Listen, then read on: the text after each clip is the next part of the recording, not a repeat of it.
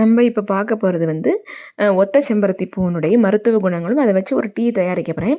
ஆக்சுவலாக நம்ம அதில் ஒரு செம்பருத்தி பூ செடி இருக்குது. நிறைய பூ பூக்கும், கிட்டத்தட்ட 15 பூ பூக்கும்.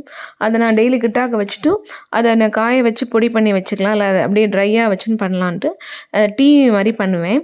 அந்த வந்து ஃப்ரெஷ்ஷான பூவில் இன்றைக்கி உங்களுக்கு டீ பண்ணி காமிக்கிறேன். இன்றைக்கி நான் 3 ஃப்ரெஷ்ஷான பூவும் 3 வந்து சுவாமி படத்துக்கு சாத்தின அந்த 3 பூவே வந்து எடுத்துன்னு இன்றைக்கி டீ போட போகிறேன். ஒரு டம்ளர், நல்ல பெரிய டம்ளராட்டம் ஒரு டம்ளர் தண்ணி விட்டு நம்ம அந்த பூவோட இதழை மாத்திரம் எடுத்துக்கணும்.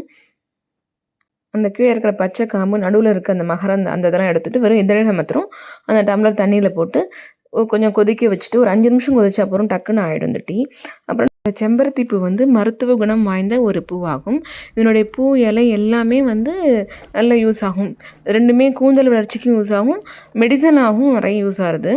அந்த செம்பருத்தி பூ மெயினாக வந்து இதய நோய் உள்ளவ வந்து அந்த பூவை வச்சு ஒரு டீ பண்ணி சாப்பிடலாம். இதயம் வந்து ஆரோக்கியமாக இருக்கும்னு சொல்கிறான்.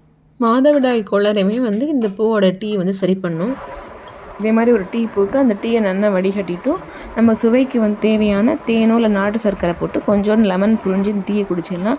ரொம்ப டேஸ்ட்டாக இருக்கும். ஆனால் இப்போ பொதுவாக கல்யாணங்கள்லேயே வந்து இந்த டீ, க்ரீன் டீ எல்லாமே கொடுக்குறா. அதே மாதிரி சங்கு புஷ்பத்தை வச்சு ஒரு டீ கொடுக்குறா. இது எல்லாமே உடம்புக்கு ரொம்ப நல்லது. நம்ம எப்போதும் காஃபிலாம் சாப்பிடாம இதே மாதிரி க்ரீன் டீ குடிக்கலாம். வெளியில் மகளிரோட மாதவிடாய் பிரச்சனை தீர்க்கறதுனால மகளிர் வந்து அவசியம் இந்த டீயை குடிக்கலாம். செம்பருத்தி பூ ஃப்ரெஷ்ஷாக கிடைக்கிறவா இந்த டீயை போட்டு எப்படி இருக்குங்கிறத பார்த்துட்டு சொல்லுங்கள். கிடைக்காதவா வந்து கடையில் பவுடராக கிடைக்கிறது, அதை வாங்கியும் ட்ரை பண்ணுங்க. இது உடம்புக்கு ரொம்ப நல்லது. அதனால கட்டாயம் எல்லோரும் போட்டு குடிங்க. செம்பருத்தி பூவை இலையை வச்சு ஒரு வந்து ஷாம்பு பண்ணியிருக்கேன். அதனுடைய வீடியோவோட லிங்க் ஷேர் பண்ணுறேன், அவசியம் போய் பாருங்க. தேங்க்யூ ஃபார் வாட்சிங் மை சேனல்.